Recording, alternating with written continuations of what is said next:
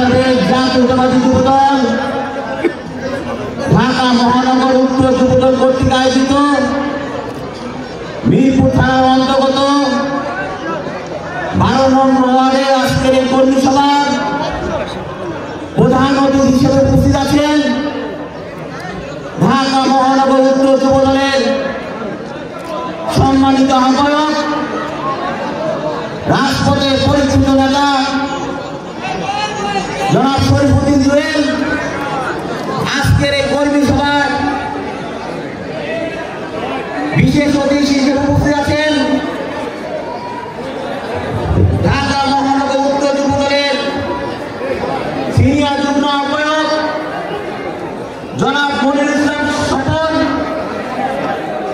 আজকে এই কর্মী সভায় উপস্থিত আছেন টিটিভি কলেজের সাবেক সভাপতি, ঢাকা মহানগর উত্তর যুবদলের অন্যতম যুগ্ম আহ্বায়ক তসলিম হাসান মাসুম।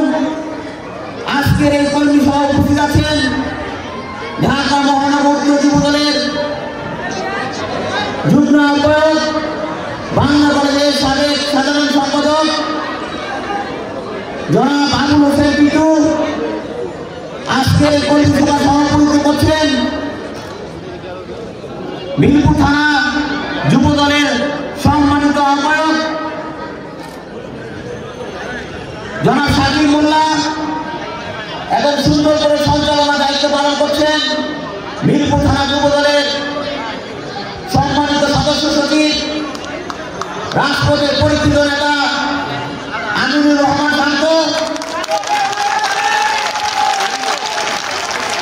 আজকে এই কর্মী সভায় উপস্থিত আছেন ঢাকা মহানগর উত্তর যুবদলের আহ্বায়ক কমিটির সদস্যবৃন্দ মোহাম্মদ জুলাস, মোহাম্মদ মামুন মোল্লা, মোহাম্মদ সিদ্দিক, মোহাম্মদ বিল্লাল আহমেদ, মোহাম্মদ সেলিম রেজা সহ বিএনপি নেতৃবৃন্দ এবং 12 ওয়ার্ডের নেতৃবৃন্দকে জানাই ঢাকা মহানগর উত্তর যুবদলের পক্ষ হতে আন্তরিক শুভেচ্ছা ও অভিনন্দন।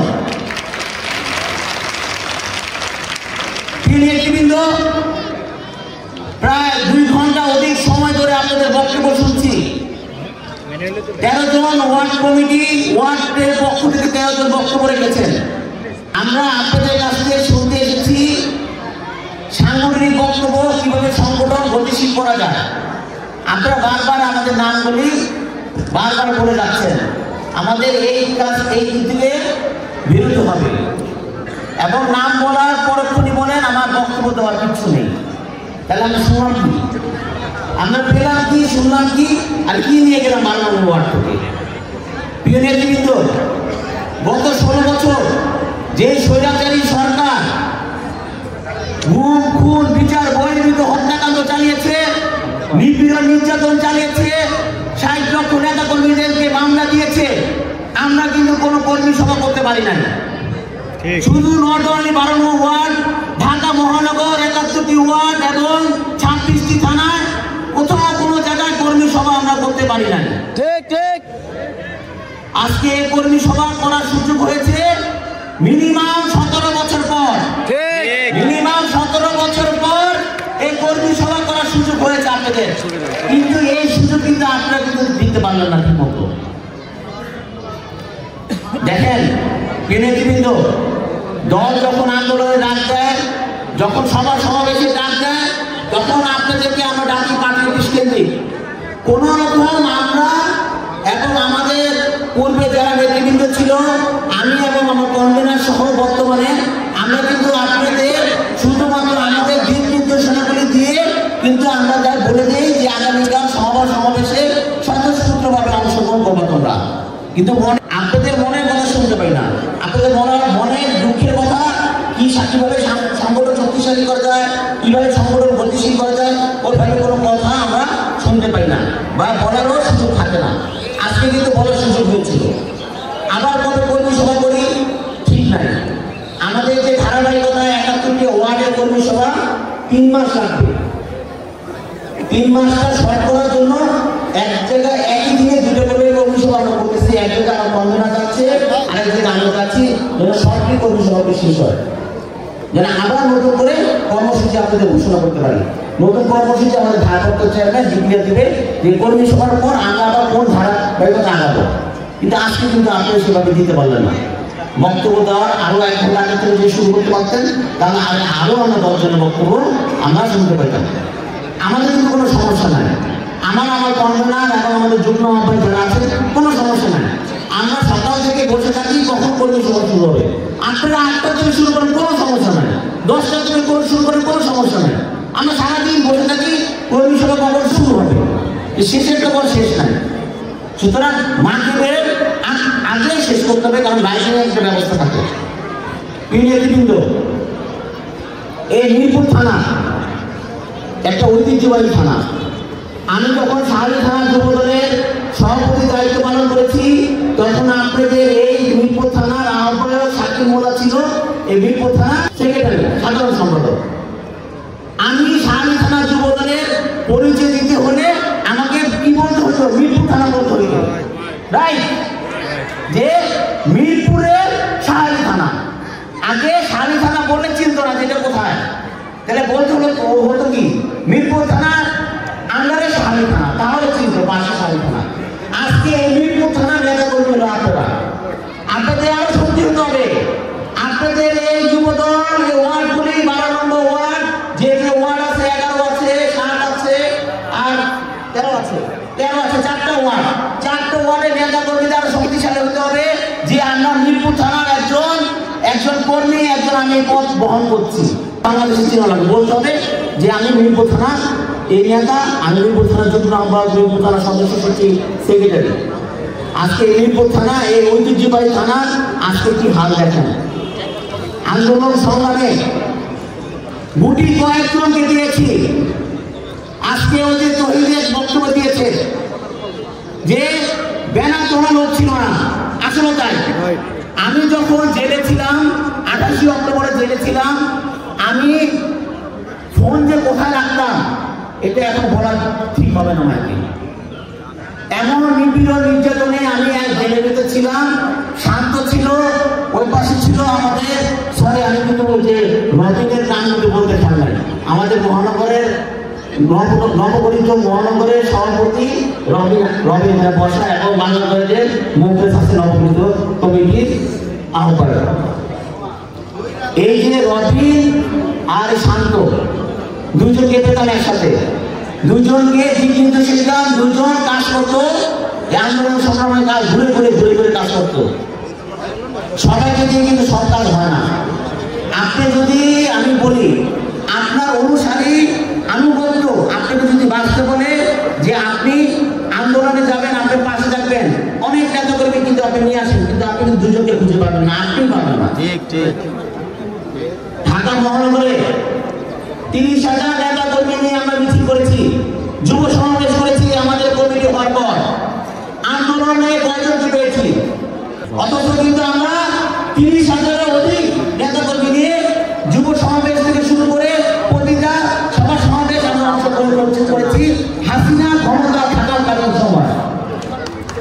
কিন্তু এই আন্দোলন সংগ্রামে 2টা আন্দোলন পর অনেকটা আন্দোলন গেছে, আমরা কিন্তু পাইনি। নেতৃবৃন্দ, আপনারা যতই ভাবেন এই স্বৈরাচারী সরকারকে ছাত্র জনতার মাধ্যমে যে আমরা উৎখাত করেছি, ছাত্ররা উৎখাত করেছে, জনতা উৎখাত করেছে এবং দলীয় নেতা কর্মীরা উৎখাত করেছে, হাসিনা কিন্তু এখনো ষড়যন্ত্রের নীল নকশা ওই দিল্লিতে বসে করছে। কখনো ভাববেন না যে হাসিনা দোসররা আবার এই দেশে আবার নতুন করে কোন ষড়যন্ত্র করবেন, এটা কখনো ভাববেন না। আপনারা আপনাদের ভিতরে বসে আপনাদের মধ্যে থেকেই ষড়যন্ত্রে লিপ্ত হচ্ছে। মিছিল মিটিংয়ে যাবেন, আবার আন্দোলন ডাকবে, পিছ থেকে দেখবেন যে আপনি ভিতরে ঢুকে গেছে। যাদেরকে নিয়ে নতুন করে ঘুরছেন, যারা আসছে আপনার ডানে বামে, তারা দেখবেন যে আপনাদের পিছ দিয়ে দিচ্ছে। বিটিআর কোন নেতা কর্মীরা এমন কোন নতুন ভাই ব্রাদারকে আপনার সাথে অংশগ্রহণ করবেন না যে বিপদে পড়লে আপনার পিছ থেকে চলে যাবে। দুজনকে নিয়ে থাকেন, দুজন 100 জনের কাজ করবে। আমার বিএনপি ভারপ্রাপ্ত চেয়ারম্যান কি বলেছিলেন? আমার বিএনপি ভারপ্রাপ্ত ফয়সালা হবে রাজপথে, ফয়সালা হবে রাজপথে। বাংলাদেশ যাবে কোন পথে? ফয়সালা হবে রাজপথে। প্রিয় নেতৃবৃন্দ, আজকে মিরপুর থানা 12 নং ওয়ার্ডে কর্মী সভায় আসার পথে দেখেছি ওই যে এক থানায় ওসিকে প্রত্যাহার করা হয়েছে। ধারাবাহিকতায় ওসি প্রত্যাহার হবে, এটাই স্বাভাবিক, এটাই স্বাভাবিক। কিন্তু তার পক্ষে আন্দোলন করে এটা অস্বাভাবিক। তার পক্ষে আন্দোলন করছে কারা? যারা ওসিকে দিয়ে লুটপাট করাচ্ছে, ওসিকে দিয়ে বিভিন্ন অকর্ম করাচ্ছে, ওসি সহযোগিতা করছে, সেই কারণে ওসির পক্ষ হয়ে আবার নতুন করে ওসি জানার জন্য আন্দোলন করছে তারা। ষড়যন্ত্র কিন্তু থেমে থাকেনি প্রিয় নেতৃবৃন্দ। এখনো দেখা যাচ্ছে বিভিন্ন এলাকায় ছাত্রলীগ যুবলীগকে দিয়ে কমিটি দেওয়া হচ্ছে। যারা এই ছাত্র জনতা আন্দোলনে আমাদের উপরে চাপ করেছিল, বন্দুক ধরেছিল, তারা আজকে আবার নতুন করে অন্য সংগঠনের নেতা হচ্ছে। এটাকে রুখতে হবে, নিজেকে সাবধান হতে হবে। নিজে যতক্ষণ পর্যন্ত ঐক্যতা না থাকবেন ততক্ষণ পর্যন্ত কিন্তু ওই ঐক্যকে বলেছি পিছ দিয়ে কিন্তু দিয়ে দেবে। সাবধান, 10 জন নেতা নিয়ে থাকবেন। আমরা এই 10 জন নেতা নিয়ে আন্দোলন করেছি, 10 জন নেতা নিয়ে স্বৈরাচারী সরকারের পতন করিয়েছি। আমরা এই আন্দোলনে আমি এবং কনভেনার কোন থানায় কিন্তু ফোর্স করি নাই। কোন থানায় ফোর্স করেছি যে কেন তোমরা নামো না? কোন থানায় ফোর্স করি নাই। কিন্তু আমরা জানি এই আন্দোলনে, এই ছাত্র আন্দোলনে, ছাত্র জনতা আন্দোলন থেকে শুরু করে দীর্ঘ 16 বছর যে পরিমাণ নিপীড়ন নির্যাতন এই স্বৈরাচারী সরকার আমাদের উপরে করেছে, যে পরিমাণ মামলা দিয়েছে, যে পরিমাণ হত্যা করেছে, আমাদের নেতা কর্মীদের পিঠ দেওয়ালে থেকে গেছে। তাদেরকে বলে আন্দোলন করা লাগবে না, তারা এমনি মাঠে নামবে। আপনারা কিন্তু যে যার অবস্থানে মাঠে নেমেছেন, সবার পিঠ থেকে গেছে। আপনাদের কিন্তু কোনো টাকা পয়সা দিয়ে সহযোগিতা করি নাই, করছি বলেন? আপনাদের টাকা দিয়ে আপনারা আন্দোলন করেছেন, আপনাদের টাকা দিয়ে আপনারা গুলি খেয়ে চিকিৎসা করেছেন, আপনাদের টাকা দিয়ে। আমার বলতে তো কোনো দ্বিধা নেই, দেই নাই। সহযোগিতা আমরা করতে পারি নাই, নিরুপায় ছিলাম। আমি 10 নম্বরে ছিলাম, আন্দোলনের কথা বলে ভাষা প্রকাশ করা যাবে না। আমার সাথে অনেক লোক মারা গিয়েছে, এই কথা বলতে গেলে 1 ঘন্টা পার হয়ে যাবে। সুতরাং যারা এই আন্দোলন সংগ্রামে ছিল না এবং তারা এসে আপনাদের সাথে এসে যদি আমাদের কাছে আপনাদের মুখ দিয়ে বলায় যে ভাইদেরকে বলেন আপনার সাথেই ছিল আন্দোলন, কাজ হবে না। কারণ এই মিরপুর জুড়ে আমি দায়িত্ব ছিলাম, কে ছিল আর কে ছিল না আমি জানি। প্রিয় নেতৃবৃন্দ, কর্মী সভা মানে কমিটি নয়। কর্মী সভা মানে সংগঠনকে শক্তিশালী করা। সংগঠনকে কিভাবে শক্তিশালী করা যায় সবাইকে নিয়ে আলাপ আলোচনা করা। কমিটি ধারাবাহিকতা কমিটি হবে। আপনাদের কমিটি আমাদের কোনো রাইট নেই আটকে রাখা। আপনারা দেখেছেন মহানগরের দায়িত্ব পাওয়ার সাথে সাথে আমি এবং আমার কনভেনার আপনাদের সবাইকে ওয়াদাবদ্ধ করেছিলাম যে আমরা কমিটি দিব। কমিটি কিন্তু আমরা দিয়েছি না? কমিটি আমরা দিয়েছি, আমরা কিন্তু আটকে রাখি নাই। আটকে রাখা একটা রাজনৈতিক নেতার কোনো বৈশিষ্ট্য না, বরং আমার যারা নেতা হবেন, আমাদের সিগনেচারে আপনার নেতা হবেন, দলের জন্য কাজ করবেন, এটা আমাদের জন্য গর্বের বিষয়। ঠিক। কেউ যদি বলেন এই নিয়ে থানায় 2টা কর্মী সভা করলাম, আবার 26 তারিখে একটা আসবে। গত কর্মী সভায় যে ভুলগুলি হয়েছিল এইটাকে এইবার কিন্তু সেই ভুলগুলি আমরা সংশোধন করে নিয়েছি। এইটাই কর্মী সভা, এইটাই আমরা বলতে পেরেছি, এইটাই আপনারা সংশোধন করেছেন, এইটাই কর্মী সভা। এখন আজকে যে ভুল হয়েছে বা ভুল যদি মনে করেন যে আমার এই ভুল হয়েছে, আগামীতে এই ভুলটাও কিন্তু হবে না, আমাদেরকে বলা লাগবে না, এটাই আপনাদের উপলব্ধি হবে। আমরা কর্মী সভা করে চলে যাই, কিন্তু আপনি কিন্তু আপনাদের এত কর্মী দিলে বসবেন। ধৈর্য নিয়ে বসেন না। একটু আগে বলেছি না যে 100 জন দরকার নাই।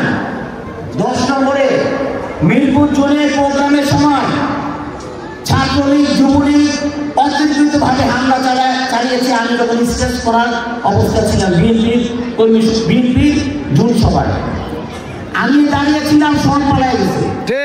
আবার যখন ডাক দিয়ে নিয়ে আসছে, আমার পিছিয়ে একটা এসেছিল। আমি যখন আওয়ামী লীগের সভাপতিকে ধরলাম, পিছিয়ে দেখি একজনও নাই। ঠিক ঠিক ঠিক, এই হলো আমার দল। এরকম নেতা তুমি রাখা যাবে না। আল্লাহ রহমত, আমি আপনাদের সামনে দাঁড়িয়ে কথা বলছি। যে পরিমাণ ডান বামে গুলি গিয়ে মানুষের এদিক সেদিক দিয়ে ঢুকেছে, এই যে কবির ভাই কিন্তু আমার সামনে বলেছে। আমি সামনে ছিলাম, কবির ভাই বলেছি ভাই বারবার ভিডিও জানবো না, আপনি আমার সাথে সাথে থাকেন। সে পিছিয়ে ছিল। আমি যখন সামনে থেকে ব্যাগ করতেছিলাম, কবির ভাই পেট ধুলে নিচে বসে দিচ্ছে। আমি তাহলে দেখতে গিয়েছিলাম যে সে গুলিটা সিটা খেয়েছে না একটা খেয়েছে। আমি যখন দেখি একটা খেয়েছে, তখন আমি সাথে করে দুজনকে দিয়ে কুলমিটুলা হাসপাতালে পাঠাই যে তাকে তারা হাসপাতালে নাও। আমি ওই আন্দোলন করতে বাসা দিয়ে যেতে সে মারা গেছে। এই আন্দোলন যারা এই আন্দোলনে থেকেছে, যারা এই আন্দোলনে সবগুলি হামলা তো হয়েছে মিরপুর থেকে, ঠিক না? এই মিরপুর থেকে সবগুলি আন্দোলন হয়েছে। যদি সেনাবাহিনী ওই মুহূর্তে এসে এই আওয়ামী লীগ পুলিশ যারা আমাদেরকে হামলা চালিয়েছে, যদি ওই মুহূর্তে এসে তাদেরকে রক্ষা না করতো, মিনিমাম 400-500 আওয়ামী লীগের লোক মারা যেত ছাত্র জনতা আন্দোলন। আপনারা যেটা দেখছেন আসলে কিন্তু ওইটা না। এই সেনাবাহিনীকে কল দিয়ে এনেছিল তারা, তাদের গুলি শেষ হয়ে গিয়েছিল গুলি করতে করতে। ঠিক ঠিক, এই 14 আসনের আওয়ামী লীগের এমপি ছিল কে? সেন্ট্রাল যুবলীগের সেক্রেটারি, সেন্ট্রাল স্বেচ্ছাসেবক লীগের সভাপতি মোবাশ্বের, মহানগর আওয়ামী লীগের কোচি ইলিয়াস মোল্লা, কাচ্চু সহ, তারপর তুহিন, তারপর শিল্পমন্ত্রী কামাল মজুমদার। এই 3টা থানার কেন্দ্র ছিল 10 নম্বর। সারা বাংলাদেশ থেকে তারা অস্ত্র কালেকশন করে 10 নম্বর তুল করেছে। মহান আল্লাহ তাআলার রহমত। যদি অনেক ছাত্র জনতা মারা গেছে, কিন্তু স্বাধীন কিন্তু আমরা করেছি। ঠিক, আলহামদুলিল্লাহ স্বাধীন কিন্তু করেছি। আজকে আপনারা মনে করছেন ভালো আছেন। ওই যে একটু আগে বলেছি বাংলাদেশ যাবে কোন পথে? ফয়সালা হবে রাজপথে। এটা কিন্তু এখনো আছে। লড়াই কিন্তু শেষ হয় নাই। ষড়যন্ত্র হচ্ছে। ভালো মতো চেয়ে দেখেন, বিভিন্ন থানায় বিভিন্ন ওয়ার্ড কেন্দ্রিক কমিটি হচ্ছে নতুন নতুন ছাত্রলীগদের দিয়ে। তারা থানায় গিয়ে বিভিন্ন প্রতিষ্ঠানে গিয়ে এই বিএনপি যুবদল ছাত্র দলের নামে চাঁদাবাজি করছে। আমাদের ভারপ্রাপ্ত চেয়ারম্যান এগুলো কি বলেছে? যারা এই দীর্ঘদিন আন্দোলন সংগ্রামে রাজপথে ছিল, যারা নিপীড়ন নির্যাতন করেছে, তারা মামলা হামলা খেয়েছে, যাদের আত্মীয় স্বজন খুন হয়েছে, তারা দখলবাজি করতে পারে না, তারা ওইরাজি করতে পারে না। আমরা কিছু নেতা কর্মীকে বহিষ্কার করেছি, শোকজ করেছি। এটা আমাদের বিএনপি ভারপ্রাপ্ত চেয়ারম্যান এই শোকজ করেছি, বহিষ্কার করেছি। ভেবেছেন উনি খুব খুশি মনে দিয়েছে, উনি খুশি মনে যায় না। ওনার কষ্ট লেগেছে। দীর্ঘদিন আন্দোলন সংগ্রাম করা একটা নেতা যদি সামান্য ভুলের কারণে শোকজ হয়, বহিষ্কার হয়, তারও কষ্ট লেগেছে। তার একমাত্র কারণ মিডিয়া। এই স্বৈরাচারী সরকার 16 বছর আপনার ফ্ল্যাট দখল করে রেখেছে, আপনার প্লট দখল করে রেখেছে, আপনার দোকানপাট দখল করেছে। ওটা উদ্ধার করতে আপনি দিয়েছেন, মিডিয়া আপনার নামে দিয়ে দিয়েছে চাঁদাবাজ। ঠিক ঠিক ঠিক, ওই চাঁদাবাজি দেখে আমাদের বাধ্য হয়েছে শোকজ করতে। কারণ আমাদের ভারপ্রাপ্ত চেয়ারম্যান এই স্বৈরাচারী সরকারের পতনের পরই বলে দিয়েছে কোথাও কেউ যাওয়া যাবে না। আপনারা অমান্য করেছেন এতটুকুই। তাই বলে আপনারা চাঁদাবাজ না। দীর্ঘদিন আন্দোলন সংগ্রাম করেছেন, আপনারা চাঁদাবাজ না। আপনারা কথা না আপনারা দিক নির্দেশনা মানেন নাই, আমার ভারপ্রাপ্ত চেয়ারম্যান ওনার অনেক কষ্ট হয়েছে, আমরা যখন বহিষ্কার করি, শোকজ করি, উনি কষ্ট পায় এবং আমরাও কষ্ট